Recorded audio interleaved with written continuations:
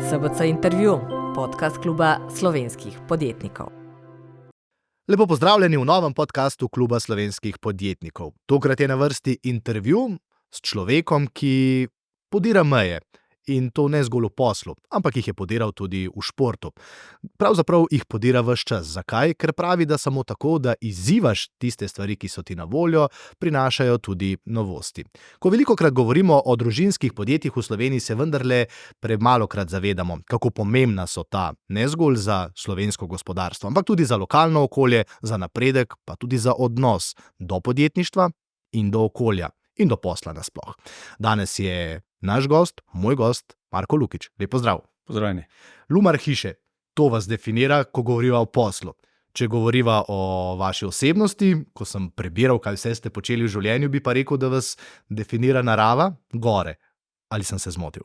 Ne, pravzaprav zelo dober opis. Ne. Večina ljudi me sicer pozna kot podjetnika, direktora in lastnika podjetja Lumar. Največ v življenju sem se pa naučil in najbolj so me pa sklesale dejansko gore. Tam sem se dejansko dobil lekcije življenja iz prve roke in sem dejansko zelo hvaležen za to izkušnjo, da sem lahko kot mlad pravzaprav preživel toliko časa v naravi.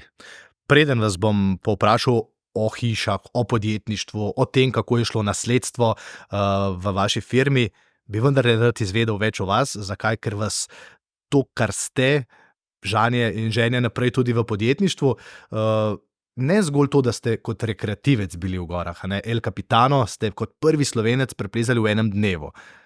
Koliko priprav je bilo za to potrebnih? Ja, to se jaz vedno pošalim, vsa tista leta do, ne. Dejansko, ja, ta El Capitan je mogoče ni po svoji težavnosti tako zahteven vzpon, je pa ljudem zelo poznan, ne. To gre vseeno za več kot 1000 metrov visok monolit v dolini Yosemite v Ameriki, ki vedno je bil to torišče nekih presežkov v plezanju. Ja, leta 90 sem kot prvi Slovenec preplezal takrat ta El Capitan v enem dnevu. Naj povemo, da so se takrat te smeri plezale po več dni. Drugače pa, ja, moji ključni vzponi, ne vem, Cerro Torre, južna stena v Patagoniji, Just Do It, športno-plezalna smer v Ameriki, to so nekako vrhunci moje kariere. In seveda, ko sem leta 97 preplezal Just Do It, so mi rekli, koliko časa sem se pripravil, sem rekel 15 let. Aha. Ker 15 let je trajalo od takrat, ko sem pričel s plezanjem, da sem preplezal do tja. In prav nikoli v življenju si nisem niti približno predstavljam, da bom preplezal vse to, kar na koncu potem sem. Ta El Capitan je bil zanimiv, ko smo gledali prvega plezalca, ki ni bil privezan sploh, ne? Vi ste bili, ne? Ja, sem bil privezan, ja, ta solo vzpon Alexa Honolda v legendarni smeri Salateje je... A je to norost? Ali je to tisto, Veste, kar je potem pa največ, kar lahko to je največ, kar lahko izzivaš sebe? Veste, če pogleda rekreativni smučar nekoga, ki se spusti po Kitzbühelskem smuku po skoraj navpično postavljeni ledeni dvorani, navzdol, je to seveda norost. Vendar on pride skozi trenažni proces do tega znanja in do teh sposobnosti, da lahko se tam dol spusti brez velike nevarnosti, da seveda nevarnost vedno obstaja, ampak brez velike nevarnosti, da se bo pri tem poškodoval ali ubil. Dobro, solo vzpon prek El Capitana je mogoče tudi za nas plezalce čisto na meji norosti, ne? En korak več bi bil, ne? Dejstvo pa je, da seveda to vrstne izkušnje potegnejo človeka tudi največ tisto, kar si v resnici mogoče niti ne predstavlja, da nosi v sebi. Tisti, ki bodo tole poslušali in gledali, zakaj govorim o plezanju, o alpinizmu, zato, ker to človeka naredi drugačnega od tistih, ki smo v dolini. A drži? Jaz sem veliko v dolini, no. To je sicer... samota, pripravljenost in praktično ni prostora za napake. Ja. To seveda ne bi želel, da bi izpadlo to na kakršen koli način vzvišeno, ampak ja, se vsi vemo, ko gremo v hribe in ko pogledamo navzdol, so naši občutki drugačni, tudi ko se vrnemo v dolino, smo drugačni. Če pa počnemo v tem okolju ekstremne stvari, kjer dejansko smo izpostavljeni velikemu tveganju, pa tako, kot sem povedal prej pri vzponu v El Capitanu Alexa Honolda, potegne iz nas to tudi veliko dobrega. Ne. Kar je pa pomembno, tudi to, kar ste rekli, je pa, kako ne narediti tistega enega koraka preveč. Ne. Se pravi, na eni strani moraš imeti seveda nekaj sreče, na drugi strani pa je vsaj moja filozofija v plezanju bila in je podobno v podjetništvu danes, ko ti gre najbolje, ko se ti zdi, da pravzaprav ni meja zate, takrat se je vredno ustaviti. V alpinizmu to pomeni, da jaz pač recimo nisem, ko mi je res šlo dobro, nisem šel plezati spet naslednji dan v hribe, ampak sem malo odležal, ne, da se je v mene spet vrnil strah. Ker strah je tvoj varuh, strah ni sovražnik, strah je tisti, ki te ščiti. In enako gledam podjetništvo. Mogoče v podjetništvu in alpinizmu nisem dosegel vsega svojega potenciala, ki bi ga lahko, če bi šel, kot bi rekli, do konca. Ampak pomembno je preživeti. Tako v alpinizmu kot v podjetništvu. In na koncu šteje to, ali si po 20-30 letih še vedno tukaj, ne? Ali pa te ni, in nekako to zasledujem. Zdaj pa sva pri podjetništvu, ko ste preplezali, se mi zdi, da just do it, je oče rekel, zdaj pa prideš kaj, ne? Je bilo tako? Ja. Oče me sicer ves čas nagovarjal, jaz nikoli približno v življenju si nisem mislil, da bom podjetnik. Nekako sem se videl bolj kot gorskega vodnika ali pa profesionalnega plezalca do konca. Potem pa je ta splet nekih okoliščin, splezal sem to, takrat eno od težjih smeri Just Do It v Ameriki, bil sem neki motivacijski luknji, imel sem že prvega otroka, Anjo, in nekako me je oče res dejansko na poti iz letališča dobil na levi nogi, pa daj pridi malo pogledat, in sem dejansko prišel v podjetje in potem takšen kot sem, ko nekaj zagrabim, pač nisem zadovoljen, če tega ne naredim, če ne spravim do konca. In potem je šlo to iz dneva v dan, dokler ni bilo več na nek način poti nazaj. Je pa res, da sem plezal še tam od leta 97, še vsaj do leta 2009. 2009 mislim, da sem bil na zadnji odpravi v Indiji. Plezal sem predvsem potem bolj v hribih, miks smeri, daljše alpske smeri po zimi. Pravzaprav vrhunec moje kariere je bil potem, ko sem že bil v podjetju zaposlen. Potem so bili še neke poškodbe in ko sem leta 2010 prevzel tudi vodenje podjetja, se pravi kot direktor družbe, je bilo tega časa manj. In danes plezam res zgolj rekreativno, če bi temu sploh lahko rekli rekreativno. O tem, kako imeti ta balans med delom in pa sprostitvijo, bova govorila malce kasneje. Morda, da se zdaj vrnem v začetke podjetja Lumar. Vaš oče je imel pomembno vlogo v Marlesu, ne, se mi zdi, in potem, ker je bil režim tak, vaš oče pa ne, se je ta zgodba tam končala, ampak pravzaprav se je s tem odprla nova.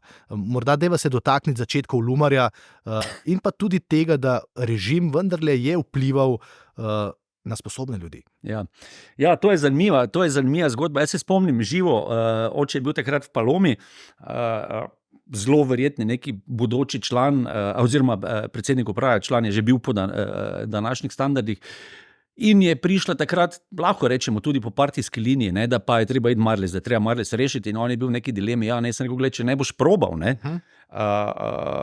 ne boš nikoli vedel, ne. To mi je še kdaj kasneje rekel, da ni bil najboljši na svet. Skratka, prišel je Marles za direktorja in vpeljal je takrat konec 80-ih let neke za tiste čase nespremljive metode, da recimo, ne vem, so se tovarniška vrata ob 6 zaprla, tistega, ki ni bilo v službi, pač ni mogel več vstopiti, zahteval je neko ocenjevanje performansa ali pa neke učinkovitosti, in to seveda za tisti čas ni bilo ustrezno.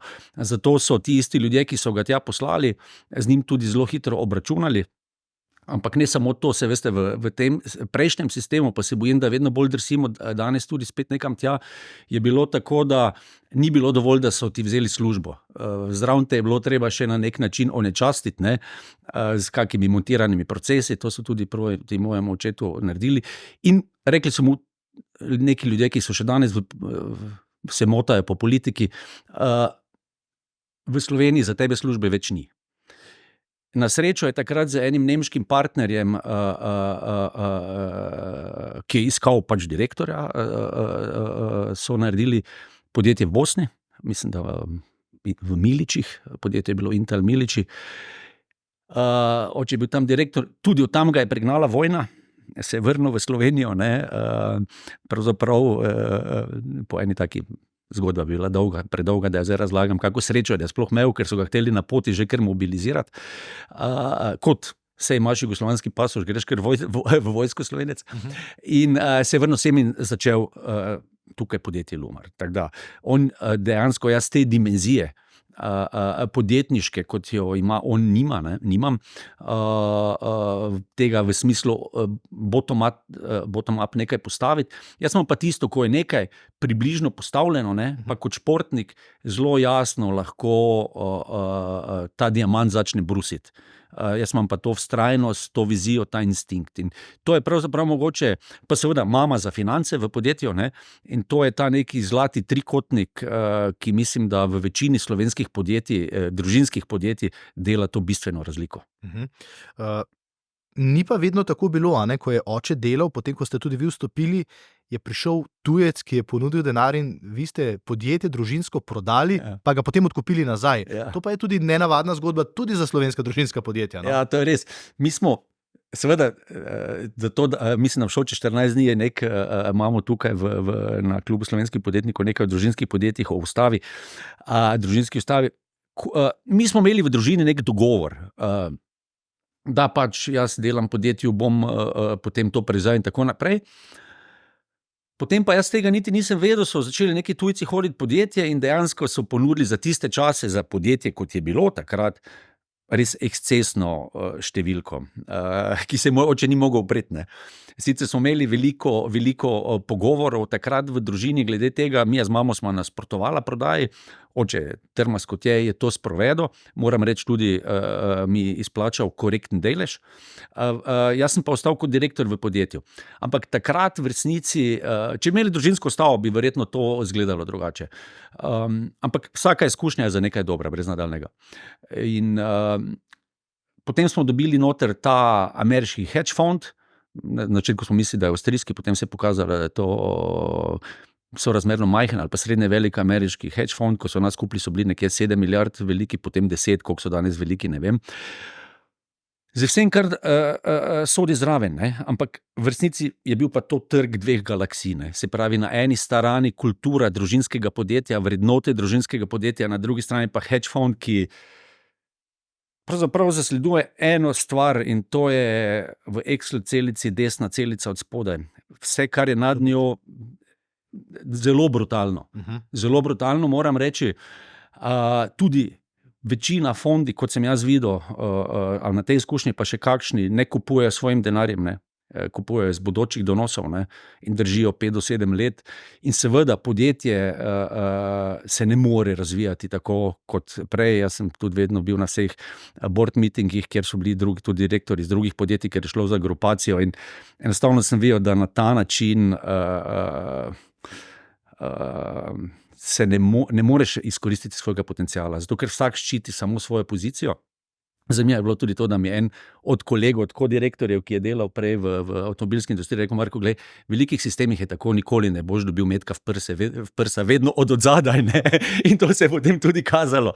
Tako da, to je bila čudovita izkušnja. Veliko sem se naučil o stroških, veliko sem se naučil, ali pa izgubil sem veliko idealizma o tem, kako svet izgleda.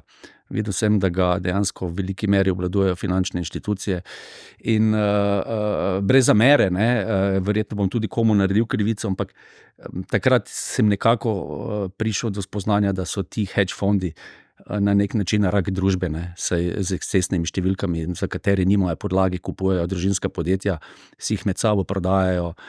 Zagotovo je vmes tudi veliko dobrih zgodb, ampak na koncu sem gotovil, da večina ljudi, ki je tam noter, dela predvsem za svoj bonus, ne pa za dobrobit podjetij in zaposlenih v teh podjetjih. 2 leti.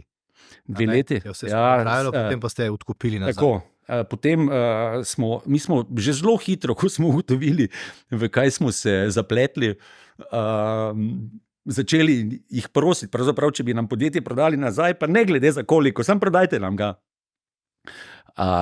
Seveda so rekli, ni šanse, vi ste naš cash cow. Podjetje je tudi kot bil neke vrste razvojni hub za celo avstrijsko-nemško skupino. Potem pa seveda, ker so oni navajeni kupovati drugačna podjetja, tehnološka, in ker tudi podjetja, ki so kupili v skupini, niso bila v najboljši kondiciji in pravzaprav bi morala v zelo kratkem času ves nakup poplačati iz operativnega poslovanja, kar pa seveda ni bilo možno, ker donosi v tej branži so daleč premajhni za kaj takega, so se začele domine rušiti, ne. Potem se je skupina znašla v nekem likvidnostnem krču, oni so vršili tudi zelo močen pritisk name, da bi skozi nek cash pooling denar vlekli z lumarja, kar sem jaz kategorično zavrnil, s tem so mi grozili z raznimi zadevami. Nisem bil najbolj poslušen, rekel sem, imate tam mojo pogodbo in jo pač realizirate, če vam moje vodenje ni všeč. Imel sem pa seveda ta privilegij, da sem podjetje poznal in da smo vseeno imeli tudi nekaj denarja na računu iz prodaje, ne. In potem smo nekako to podjetje uspeli v 2014 odkupiti, konec 2014 nazaj.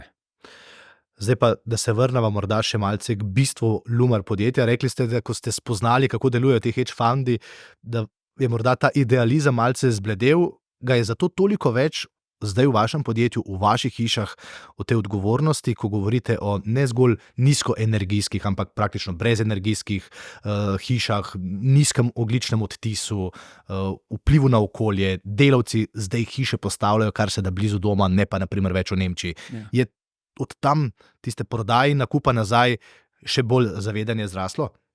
Ta idealizem je tako, ne. Ključno sta me zaznamovali dve stvari. Ko sem jaz prišel 97-98 podjetje, je bilo podjetje pred velikimi izzivi. Zgubilo je komplet nemški trg v letu 99 in je šlo skozi proces prisilne poravnave. Za mene, ki sem plezal najtežje smeri na svetu in sem se videl kot nekaj takega, je bil to en res hard landing from hero to zero, zelo hitro, ne. Tako da sem rekel, tega res ne želim več ponoviti, ne, in kulture hedge fonda ne želim ponoviti, ne. In to me je ob tej moji lastnosti športni vedno gnalo tudi v neko perfekcijo. Se pravi, zakaj pa te nizkoenergijske hiše, ko sem prišel delati, sem rekel, ok, če že ne bom plezal, pa ne bom zunaj, bom vse počel nekaj na način, da kar najmanj obremenjujem okolje. Seveda vse, karkoli mi počnemo, glejte, obremeni okolje. Ampak, če mi te vplive zmanjšamo, smo nekaj naredili. Zato, se pravi, in lesene hiše so najboljše izhodišče za nekaj takega, ker same po sebi skladiščijo ogljik. In potem smo nekako začeli razvijati te produkte in meni je bilo vedno pomembno tudi dvoje. Ker ko govorimo o zaposlenih, najbolj pomembno je seveda, da podjetje kvalitetno posluje. Potem je lahko socialno odgovore, če ne posluje dobro in ne more izplačevati korektnih plač in vsega skupaj, potem seveda ne more biti uspešno. Potem je pa še ta druga dimenzija, delati, kar se da dobro. In tu smo prišli, takrat so prišli eno prve pasivne hiše in ker sem vedno bil entuziast pri avtomobilih, je bila takrat v tistih časih smo rekli, Italijani delajo fantastično lepe avtomobile, Nemci pa delajo dobre, se ne kvarijo, ne. Zakaj pri milem Bogu nekdo ne naredi v avtomobilskem svetu tega, se kasneje se je to zgodilo, ne. Ampak so malo Nemci tudi stopili, ki je v Italiji noter. In smo rekli, ok, naredimo najprej vrhunsko tehnologijo, pasivne hiše, to smo speglali do konca, potem pa še dober dizajn. Delali smo z mladimi arhitekti na tečaje, tudi to je del neke odgovornosti, da narediš na tečaj z mladimi arhitekti, da jim daš priložnost, da se preizkusijo tudi v realnem svetu, ne v nekem teoretičnem dizajniranju. Spoznala sva se takrat z Edijem Blaško, Sono arhitekti, smo naredili eno linijo hiš Blackline in potem je šlo še samo navzgor. Se pravi, bili smo pravi čas na pravem mestu. Te mlade ste zdaj omenili, pa zaposlene, pa bom kar zdaj postavil vprašanje. Je ta red v vaši firmi, v družinskem podjetju, podedovano do očeta? Rekli ste, takrat je on že uvedel, ob 6 se zaprejo vrata. In če sem prav seznanjen, je pa tudi pri vas pričakovanje od zaposlenih visoko, ker samo to pelje do nekega rezultata. Ja, to je zanimivo, ne. Jaz, ko sem prišel kot športnik v podjetje, je bilo tako, ne, moji standardi 100%, ne, in ko si športnik, če si na 98%, se že kar slabo počutiš, ne, so bili mogoče teh mojih 100% je bilo tako, da potem mojih 50 je bilo 100% od drugih. In če sem želel, da se ekipa ne bi razletela, sem dejansko na eni strani moral spustiti svoje standarde, ker na koncu, ker sem prihajal iz individualnega športa, ne, nimam te timske dimenzije, mi nič ne bi pomagalo, če bi na koncu ostal sam za svojimi 100%, ne. Na drugi strani pa seveda postopoma v ljudeh zviševati njihovo usposobljenost izkoriščati pravi potencial. Ljudje imajo neskončen potencial, ne, ki se ga pa velikokrat ne zavedajo ali pa živijo v coni udobja, so nekateri leni. Zdaj pa kako odkleniti v ljudeh to, ne, to je ta težek del. Ne. Dobro, na eni strani je zagotovo tudi nagrajevanje, mora biti del tega, samo za ideale nihče ne bo živel. Ne. Na drugi strani je to pripadati, se pravi biti del dobre zgodbe in imeti socialno varnost. Socialno varnost pa dosegamo na ta način, da imamo, da podobno kot športu, dolgoročno planiramo, kam želimo priti, ker če ne vemo, kam želimo priti, zagotovo tja ne bomo prišli. Moramo vedeti, če želimo tja priti, kaj vse, katere resurse potrebujemo, kako moramo trenirati ljudi izobraževati, predvsem pa na koncu pa to pač izpade trdo delo. Ne? Ampak tu pa je ena distinkcija, ki je zelo pomembna. Ker Slovenija to seveda bodi priden, bodi delovn, pa bo dobro. To ni nič. To je tako, če bi v športu, ne vem, zdaj bom dal mogoče napačen primer, ampak kot maratonec tekli samo distance, dolge distance, to, ko so včasih trenirali, pol so pa prišli Afričani, pa so delali fartlek, pa šprinte, pa so jih vse premagali. Ne? Se pravi, zelo pomembno je, da delaš prave stvari. Količina mora biti tudi prava stvar, pomen pa tudi je, pa del je pa počitek. Ne? Ker to, da zdaj nekdo dela 24/7, vse dneve, zagotovo ne naredi njega bolj produktivnega. To je kot če bi športnik 7 dni brez premora treniral, skuril bi se. Ne? In nekako poloviti ta balans med veliko dela, pravim delom in počitkom je zelo pomembno. Ampak seveda, brez motiviranosti pa ne gre. Tako rečemo, ne? Da commitment poje skillse za zajtrk. Ne? Vi postavljate, načrtujete, razvijate hiše. Dodana vrednost na vašega zaposlenega se mi zdi, da je preko 80.000 evrov, povprečna bruto plača 2.700 evrov, če se ne motim.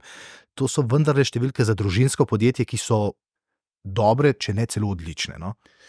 Ja, predvsem jih je treba pogledati, seveda obstaja veliko boljših družinskih podjetij kot je naše, ampak glede na to, da smo proizvodno podjetje in da smo na področju gradbeništva. Saj zato sem to na začetku povedal, s čim se ukvarjate in potem številke. Ne? In še regija, v kateri smo, ne, so pa te številke zagotovo dobre.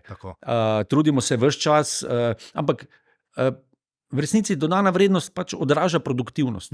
Mi smo, če pogledate katerokoli podjetje v Evropi, ne samo slovenske konkurente in tudi kolegi iz Avstrije in Nemčije so prišli k meni, Jozef Haas, Kampa, gospod Kaliče iz Elka, dva renomirana. Mi smo za njih role model. Se pravi, število ljudi proti outputu, govorim zdaj fizičnem outputu v kvadraturah, je neprimerljivo. Tu smo mi za 30-40% bolj produktivni. Za njih smo popolna enigma, kako nam uspeva. In ko jih pripeljemo v našo mikrotovarno, ki je res majhna, in jih peljemo proizvodno, gremo skozi, na koncu ponovadi sledi vprašanje, no, kje pa zdaj hiše proizvajati, pravimo, to je to. Ne? Ampak ta naša majhnost, ta naša omejenost nas na nek način sili na drugi strani, da smo zelo učinkoviti. In smo zelo učinkoviti. In to se odraža v visoki dodani vrednosti, odraža se v primerljivo višjih plačah kot v konkurenčnih podjetjih. Pa je treba vedeti ob tem, odraža se konec koncev v odličnem dobičku, ampak treba povedati, da mi smo vseeno na prostem trgu in kupci nam niso pripravljeni priznati bistveno več za našo kakovost. 3-5%, 7% je že nepredstavljivo. Se pravi, če nam priznajo nekje 3-4% več kot konkurentom za našo kakovost, za našo zanesljivost, je to že veliko. Pa vendarle delamo na koncu neprimerljivo boljši rezultat, tako po rasti podjetja, po dodani vrednosti, po dobičkonosnosti, kot so konkurenčna podjetja. In ja, izhaja to iz ene jasne determiniranosti in enega na nek način večnega nezadovoljstva. Ne. Sej, veste, če bi mi bili verjetno edini ponudnik v Sloveniji, se ne bi toliko trudili. Ampak ker konkurenca te sili, tako kot v športu, če bi sam tekel na 100 metrov, verjetno bi bilo 15 sekund dovolj, ne. Ampak če pa jih je tam 8 v vrsti, pa je treba pač dati vse od sebe. In tukaj je podobno. Se pravi, hvala Bogu za konkurenco, to nas dela boljše. Lahko še pod vprašanje, ko govoriva o zaposlenih, je danes težko dobiti nove delavce. Zdaj ste omenili, imamo više plače kot naprimer v primerljivih panogah, pa vendarle ves čas v Sloveniji govorimo, da ko pa iščemo ljudi, ki delajo, a ne, tudi z ročnimi spretnostmi, je pa tukaj velik manko. Kako pa je s tem pri vas, ko jih iščete, da tudi pašejo vaše podjetja? Ne? Ja, seveda. Ampak Enkrat pred leti sem govoril s kolegom, ki je bil direktor v eni držav od BMW-ja, pa sem ga vprašal, poslušaj, a vi nimate problemov z zaposlenimi? Pa pravi on, jo imamo. Jaz sem rekel, in kako rešujete? Je rekel, le drugi imajo še večje probleme. Ne? Se pravi, zame je problem nekaj, kar bi bilo lastno samo nam. Rečemo, ne vem, imamo slabo kakovost. Ne? To je problem in ne vemo, kako bi jo odpravili. Nekaj, kar je pa stanje v družbi, pa ni problem, to je v resnici priložnost. Se pravi, če mi to obvladujemo boljše kot naši konkurenti, potem je to za nas priložnost, ker je za vse isto. In prvo je, da imajo ljudje boljše plače. Gledajte, v nekem intervalu do nekega zaslužka je ljudem izredno pomembno, koliko zaslužijo. Potem od nekega naprej postane pomemben prosti čas, aktivnosti, ne vem kaj vse. Tako da to je prvi higienik, zagotovo je ustrezno nagrajevanje. Drugo je zelo jasno podajanje povratnih informacij, kakšna so naša pričakovanja. Velikokrat podjetniki ne znajo jasno povedati, kaj v resnici želijo, ne znajo sporočiti ali pa ne znajo v ustreznem jeziku svojim zaposlenim povedati, kakšna so pričakovanja. Se pravi, prvo vzpostavitev pričakovanj in potem podajanje jasnega feedbacka, da ljudje vejo, kje so. A veste, to je tako, spet se bom vrnil na tek, če tečete, pa če nikoli ne stisnete na uro, se vam lahko da ste ful hitri, pa ful počasni, ampak šele ko stisnete štoparco, boste vedeli, kje ste. Ne? Se pravi, to je podajanje povratne informacije. Potem je pomembno, da so ljudje, da se počutijo varno, to je izredno pomembno, da je sistem nagrajevanja jasen, kako se napreduje. In tu smo v zadnjih letih naredili velik korak. Pripeljali smo tudi dodatne sodelavce, strokovnjaki, ki se ukvarjajo s tem in mislim, da nam gre kar dobro. No, to sem želel slišati, ne, da, mislim, zdaj ste sami povedali, ampak ja, brez da se s tem ne ukvarjaš, pač ne gre, ne, v tem modernem času. Ne. Jaz mislim, da ni šlo v nobenem, ne, ampak da je danes samo več parametrov, ki definirajo uspešnost. Recimo, jaz verjamem, da 20-25 let je bilo predvsem, koliko zaslužiš. Danes je pa več drugih vidikov, ki definirajo to in vsi se zavedamo in seveda, gledajte, tudi v naši branži je fluktuacija sorazmerno velika, ker imamo tudi zelo širok nabor kadrov in zavedanje, da vsak človek, ki ti gre, je v bistvu zelo drag. In povzroči ne samo, ampak to je samo ena dimenzija, spet stroškovna dimenzija. Druga je, da bo, ko on gre, povzroči stres za vse ostale sodelavce, ki na kratek rok morajo prevzeti tisto dodatno in je nevarno, da ti gre še naslednje. Ne? In se pravi, to zavedanje je pomembno, ampak to je nikoli dokončan proces. In vsi kolegi v podjetništvu rečejo, ukvarjamo se še samo s kadri. Ja, ampak to je tako, če bi zdaj prišli v šport, pa bi rekli, s kom se pa zdaj trener Matjaž Kek ukvarja? Je s kadri, z igralci, z maserji, s fizioterapeuti, z nutricionisti, s kadri se ukvarja. Se ne ukvarja s tem, s kakšnim avtobusom bodo šli na trening. Zelo dober odgovor. Všeč mi je, da kot mlad direktor razmišljate o tem, da je to zelo pomembno, ker se kot družba ves čas ukvarjamo pa samo s tem, saj jih ni, saj jih ne znamo motivirati, potem pa vendarle slišimo tudi drugo plat, zdaj pa v hišah. A ne? Tukaj smo Slovenci tudi zelo specifični. Slovenija je narod, ki ima od nekdaj svojo hišo. To je bilo, ne vem, družina, hiša, pa še vrt včasih. No, to so bile tiste 3 stvari ali pa njiva, ki so bile pomembne in to nas danes dela drugačne v primerjavi z Evropo. A ne? V tujini se vendarle veliko govori o najemnih pogodbah, greš v neko stanovanje, ko ga prerasteš, greš v drugo. Skratka, vaš življenjski slog prilagodiš nečemu. Mi pa si zgradimo hišo, vsaj stare generacije, morda moji starši, in potem kar naenkrat ostaneš v tisti veliki hiši sam in to je danes velik problem. Po drugi strani pa mladi ne morejo do nekih nepremičnin. In tukaj nastopite s svojim podjetjem tudi vi, ker se morate temu prilagajati, a ne? Ja, no, najprej bom rekel na srečo. Na srečo je v Sloveniji to tako, da ljudje želijo imeti svojo hišo. Ker pravzaprav smisel obstoja našega podjetja je to, da izpolnjujemo ljudem te sanje o lastnem domu na kar najmanj stresen in stroškovno prijazen način. Ja, Slovenija je dežela samograditeljev in s tem se še vedno znova moramo srečevati, tudi ko prihajamo na trg. Ja, vi ste dragi, ampak na tej strani so ljudje, ki so strokovnjaki, ki ustrezno zadeve sprojektirajo, naredijo, jamčijo, konec koncev. To primerjati s tem, ko ste za vikend kupili gajbo piva in skuhali vampe, seveda ni primerljivo, ampak zaradi tega je tudi izdelek boljši. Na drugi strani pa je zopet to, koliko nekdo ceni svoj prosti čas in pa ali vendarle on ne zasluži v svoji službi bistveno bolje, kot pa so tiste ure, ki jih zabije na gradbišču, ker sam koordinira stvari. Ta zavest se počasi oblikuje. Mi imamo večkrat koga pravi, ja, pa to mi za to naredimo. Pravim, ja, ampak koliko pa vi zaslužite svoje službe? Rajš delate svoj posel. Mi bomo pa naredili hišo. Vi boste več tam zaslužili, kot lahko prihranite, če naredite sami slabo hišo. In ja, tako kot pravite, tu pridemo mi. Kje je razlog našega uspeha, je to zagotovo, da lahko ponudimo res celovito rešitev, da kupec že ob nakupu hiše zelo dobro razume, kakšni bodo stroški. Še bolj pomembno je, da je ta čas gradnje kratek, da je kakovost na industrijskem nivoju, kar za gradbeništvo ni običajno. Potem pa pride tista točka, v kateri pa ljudje res ne razmišljajo, pa bi morali. Eno je, kdo mi bo znotraj garancijske dobe in pa potem znotraj življenjskega cikla hišo servisiral. Ker jaz mislim, da bi malo kdo od nas kupil nek avto, če bomo rekli, ja, servisa ni, ali pa morate iti v Beograd na servis. To se verjetno ne bi zgodilo, takega avta ne bi nihče kupil. Ne? Drugo pa je, kakšni so stroški življenjskega cikla. In tu je ravno tisto odgovor na to, kar ste na začetku rekli, da ne smo veliko ljudi, ki živijo v prevelikih, potratnih hišah. Naše hiše so izredno umno zasnovane, se pravi, mi pravimo, da naredimo največ hiše na kvadratni meter, imamo zelo malo hodnikov, se pravi mrtvega prostora in to zahteva znanje, konec koncev. Na drugi strani je pa naša tehnologija takšna, da rečemo, gledajte, neka hiša 140-150 kvadratnih metrov, njen celoten strošek za vso električno energijo na letnem nivoju je približno 700 evrov. Od tega odpade približno 100 evrov za ogrevanje na leto. Moramo vedeti, da danes veliko ljudi plačuje v bloku 200-300 evrov na mesec za ogrevanje. 50 evrov nam odpade približno za prezračevanje, se pravi sistem prezračevanja z rekuperacijo toplote, potem naslednjih 150 pa za pripravo sanitarne vode. Že to je zanimiv podatek, da je ogrevanje bistveno manjši strošek, kot je pa priprava sanitarne vode. Sanitarna voda pa pomeni to, kaj imamo na pipi, ko se stuširamo in podobno. In potem ostane še nekih 400 evrov za preostalo elektriko, za razsvetljavo in podobno.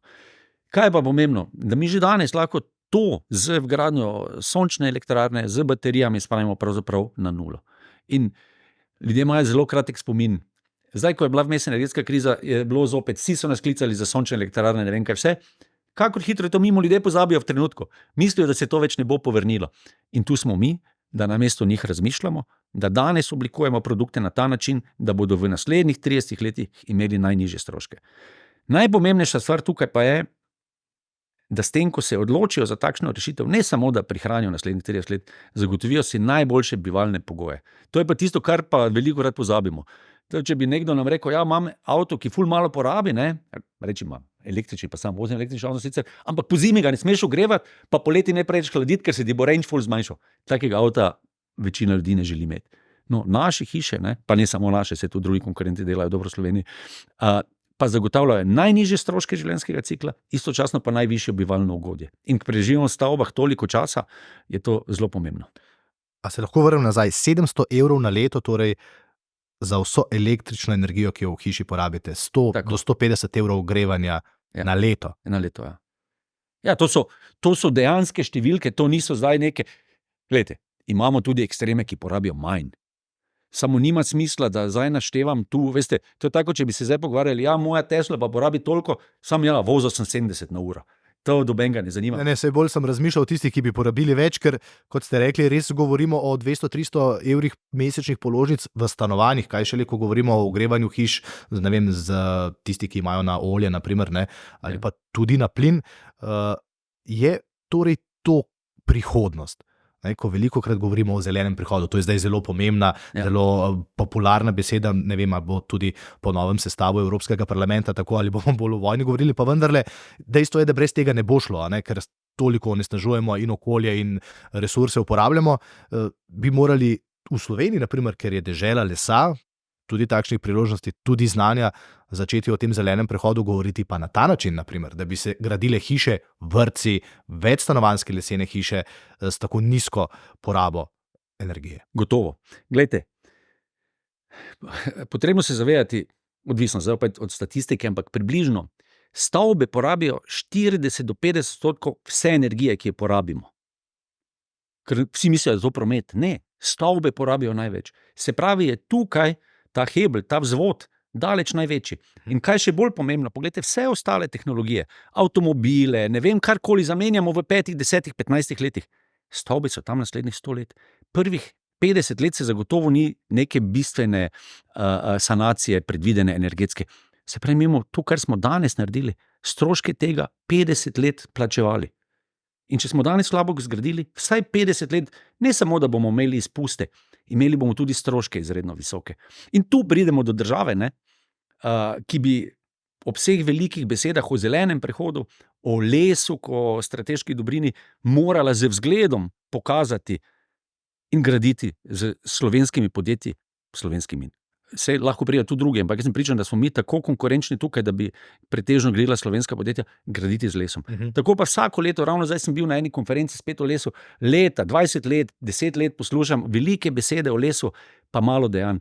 Poglejte, za gradnjo skoraj nič energijskih hiš v Sloveniji se v preteklih letih skozi subvencije, jaz ne pravim, da morajo biti to subvencije, lahko je drugačna obdavčitev, vložilo 3 do 5 milijonov evrov. Za vse hiše, ki so se zgradile. Ne bom zdaj vlekel paralele z ono stavbo tam za 7,7 milijona, ker se mislim, na nek način bi to bila neka manipulacija, ampak samo da se razumemo, velike besede, potem pa nekaj nevladnih organizacij dobi več denarja kot pa vsi in pravijo, ne, vse hiše tako gradijo samo bogati.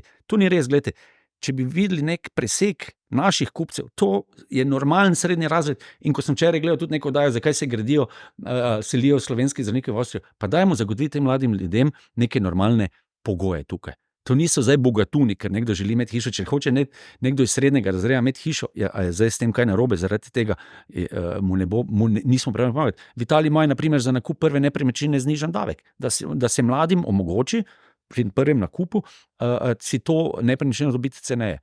In ja, je lahko odgovor, gledajte, Slovenija je gozdnata dežela, imamo ogromno znanja o gradnji z lesom, se pravi skladiščenje ogljika preko tega, najboljša bivalna klima, najnižji stroški življenjskega cikla.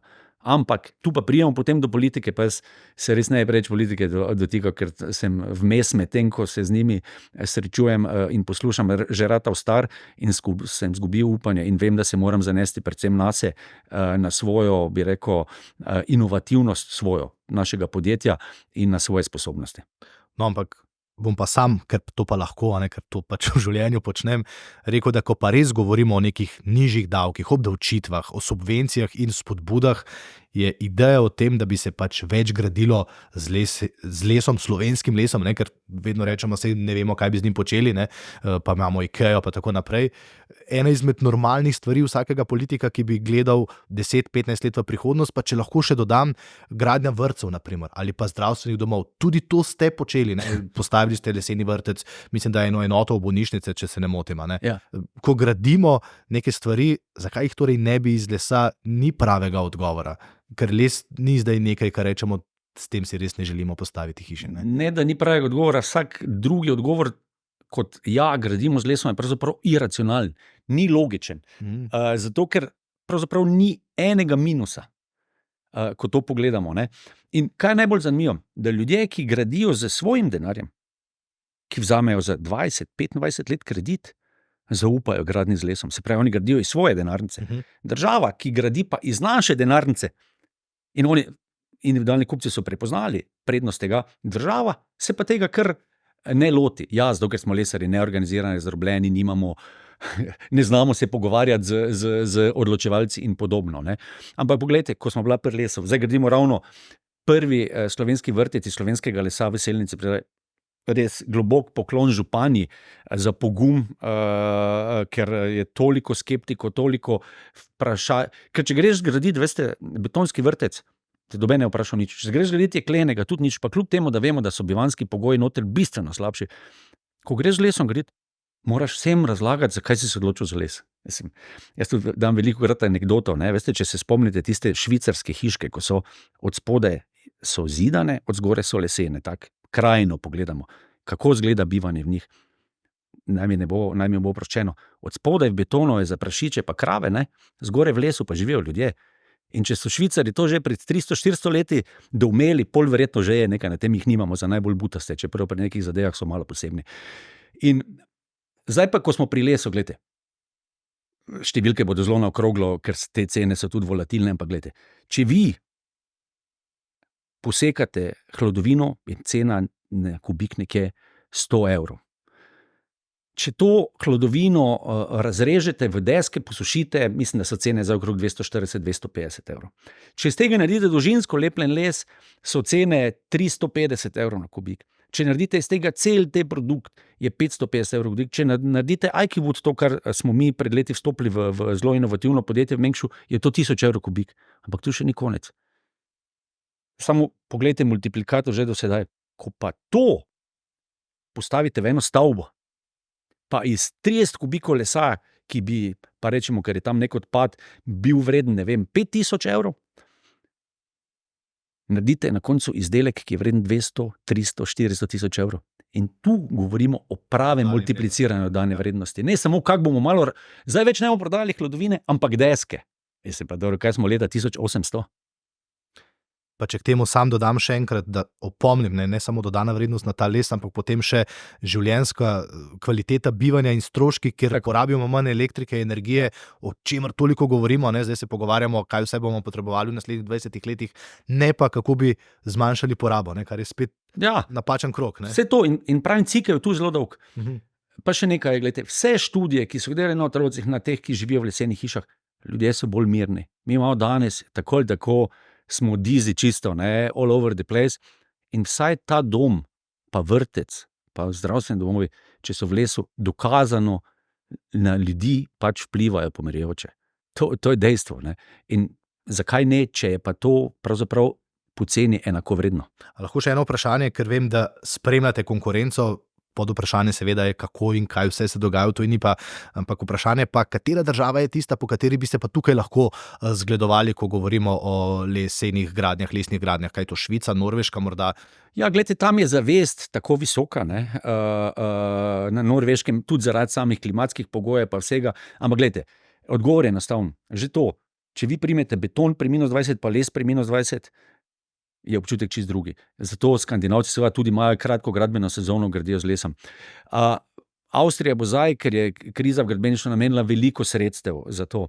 Pri nas pa zdaj, ko so najtežji časi, pravzaprav na ekoskladu, sploh za javne objekte, nimamo nobenega razpisa.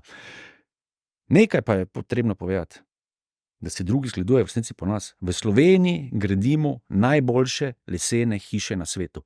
In ko to jaz komorkoli, pa ne mislim zdaj samo Lumarja, ko jaz to komorkoli povem, so vsi zgroženi, kaj se napihujete. Pravim, ne, to je dejstvo. Jaz poznam branžo in vem, kakšno kvaliteto lahko zagotavlja Italijan, Švicar, Nemec, Avstrijec, Skandinavec.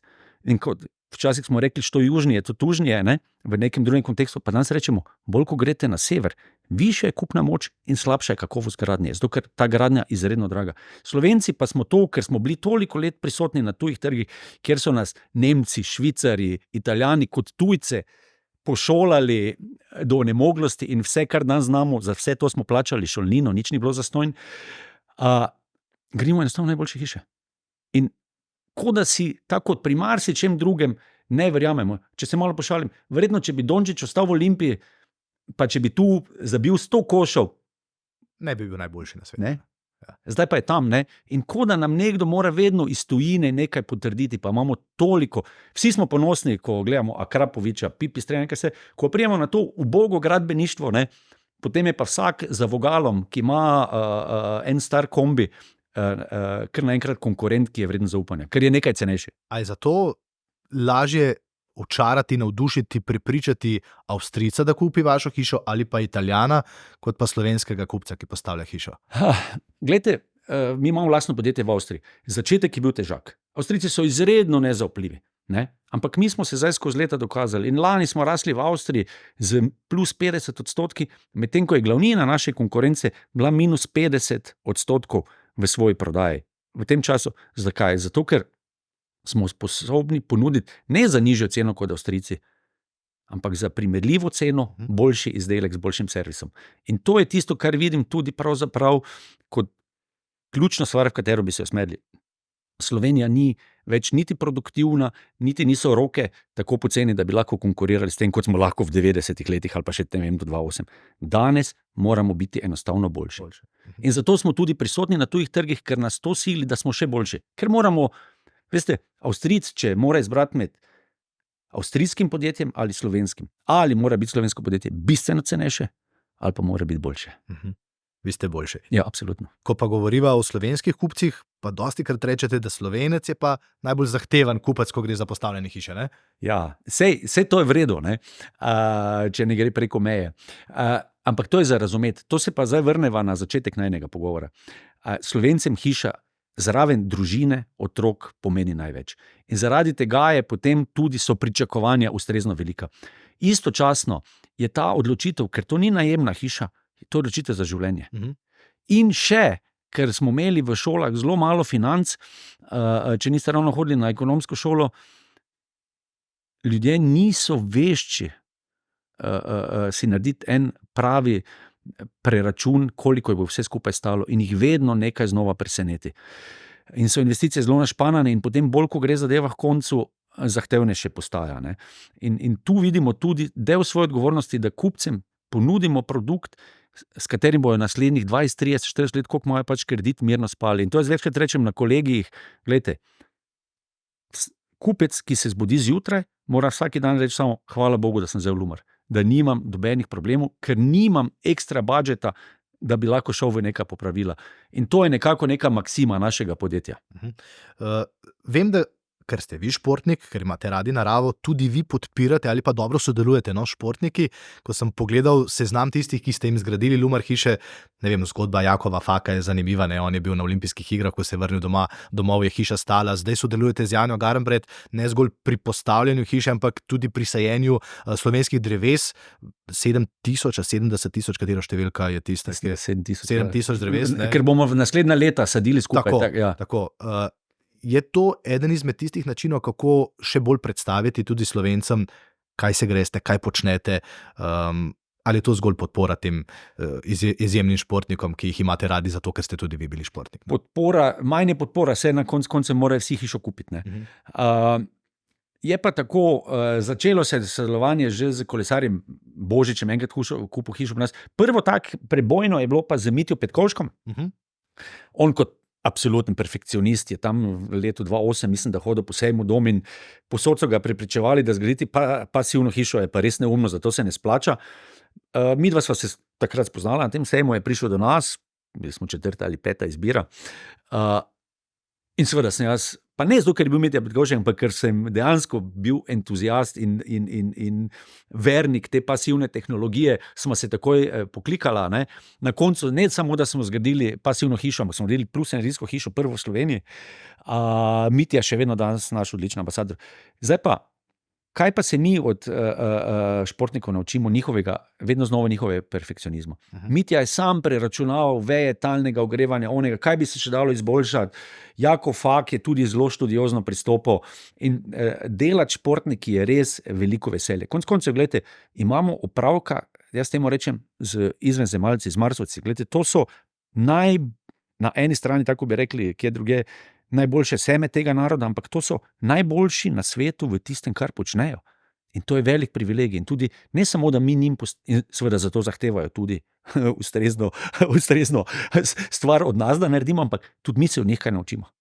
Tega entuzijazma, te študioznosti, tega komitmenta. In to je super. Ves čas se vrtiva zdaj okrog hiš, družinskega podjetja, zato se bom malce vrnil nazaj na to predajo družinskih poslov. Ne? V Sloveniji imamo več problemov, ko govorimo o družinskih podjetjih. Po drugi svetovni vojni, imeti družinsko podjetje seveda ni bilo ne pametno, ampak tega ni bilo. Tudi družine, ki so že prej desetletja, stoletja bivale na Slovenskem, imele tovarne, razne obrtne delavnice, podjetništvo. Tudi tega po vojni ni bilo več, potem pa se je to začelo nekje tam v 70., 80. letih in prišel je problem, ko so morali te starši, očetje, mame, predati posle sinovom, tako kot se je zgodilo to pri vas. Kaj bi rekli tistim, ki imajo tak problem doma, v narekovajih problem, ker vendarle gre ta predaja generacij, ali kakšen nasvet, ali pa morda tudi izkušnjo, kako je to pri vas potekalo, vi imate tudi 2 otroka, morda bosta tudi ona 2 zašla v vašo pamet. Ja, vem, da veliko. Mi smo ta prenos dejansko pravili zelo zgodaj. V 2010, se pravi, vodenja name.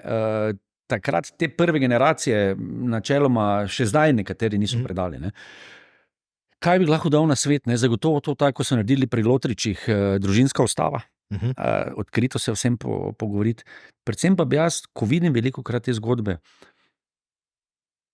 rekel tako, da mi starejši moramo biti bolj modri in moramo zaupati tem, ki so za nami. Oni niso naša kopija, ampak če jim damo mi naše izkušnje in zaupanje, bodo boljša verzija nas. Skoraj nemogoče, da bi bili slabši. Ampak zaupati, biti ob tem moder, včasih se vgrizniti jezik, se mi zdi, da je ključno. In dajmo dati novi generaciji priložnost. Biti tam, če nas potrebujejo, pa vendarle ne jih paralizirati. Saj veste, pod onim ogromnim hrastom nič ne raste. Vi veliko govorite o podjetju, o hišah, ko ste, ne vem, za družinsko mizo, z očetom, z mamo, sinovom.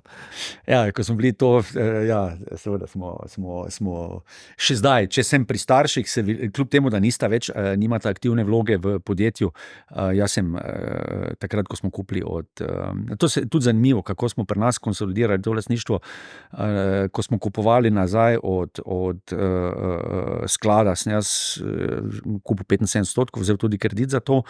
Starša sta potem 2 leti nazaj izrazila željo, da bi šla v celoti ven, se pravi, sem izplačal še teh 25%, kar se mi zdi v redu. To se mi zdi prava pot, jaz mislim, da nič ne rabi biti v resnici podarjenega, ne vidim dobene potrebe za to.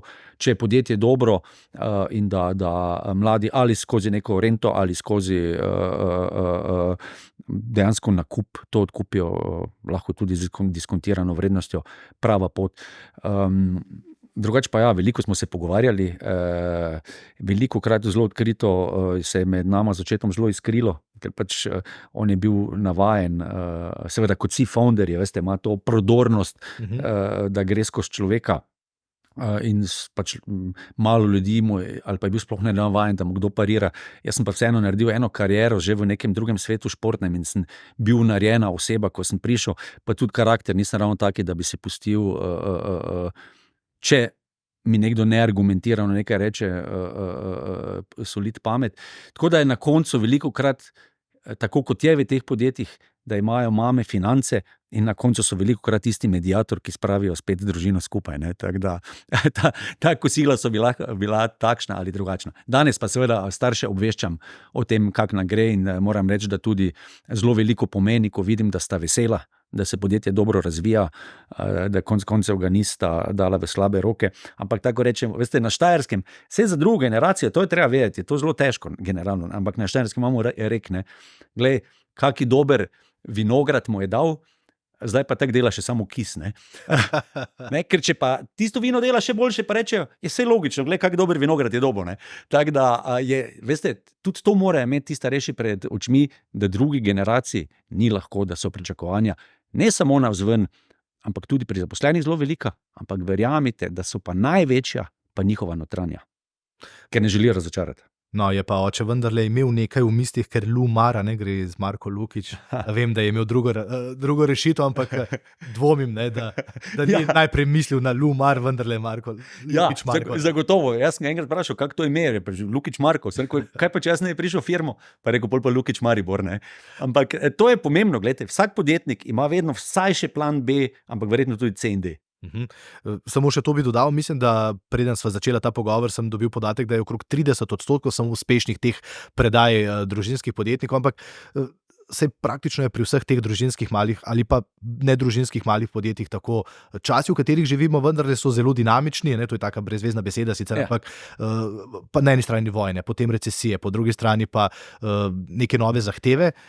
Zato zdaj morda proti koncu vprašanje, to, kar vi ponujate, je vendarle produkt prihodnosti. A ne? Energetska učinkovitost, les, doma ga imamo. Se vam zdi, da bi se morali o tem več pogovarjati? Absolutno. Ampak, veste, Zdaj spet v šport potegnil. Vse športo je tudi ful ljudi, ko se ful pogovarja, kaj oni bi. Ampak jaz imam tu eno maksimo, to je bila tudi moja najtežja smer, ki sem jo preplezal takrat je najtežji na svetu. Zdaj ni važno, koliko se mi pogovarjamo, ampak kaj naredimo. Se pravi, just do it. Ker to, v tej državi se čist preveč pogovarjamo, pa čist premalo naredimo. In vzajmo ta slogan, just do it. Pa ne za Nike, ampak naredimo. Bom kar končal, ker se mi zdi, da sva našla dobro zaključno besedo in spet sva se vrnila na začetek, to, kar vas definira, to, kar ste vi prinesli v posel. Zato se vam zahvaljujem za vaš čas, da ste iz Maribora prišli v Ljubljano, v tale studio. Hvala, da delite vse to znanje o lesu, o zelenem prehodu, o tem, o čemer bi morali, jaz pa vseeno mislim, več govoriti drugim, da bodo več vedeli. In ja, nimamo samo športnikov, imamo vrhunska družinska podjetja, ki, kot ste rekli, so najboljša na svetu in drugi hodijo k nam. Edino tega se morda premalo zavedamo. Hvala za vaš čas, za vaš obisk. Hvala lepa. Tako, to je bil podcast SBC-ja, Kluba slovenskih podjetnikov, intervju z Markom Lukićem. Verjamem, da ste tudi vi izvedeli veliko novega, predvsem pa sam lahko rečem, da sem se veliko naučil o slovenskem lesu, ne zgolj o tistem hlodu in dili, kot smo rekli, ampak o tem, kaj se da narediti in zakaj tega ne počnemo, je pa tema za kdaj drugič. Hvala vam, da ste bili z nami, do naslednjič. SBC intervju, podcast Kluba slovenskih podjetnikov.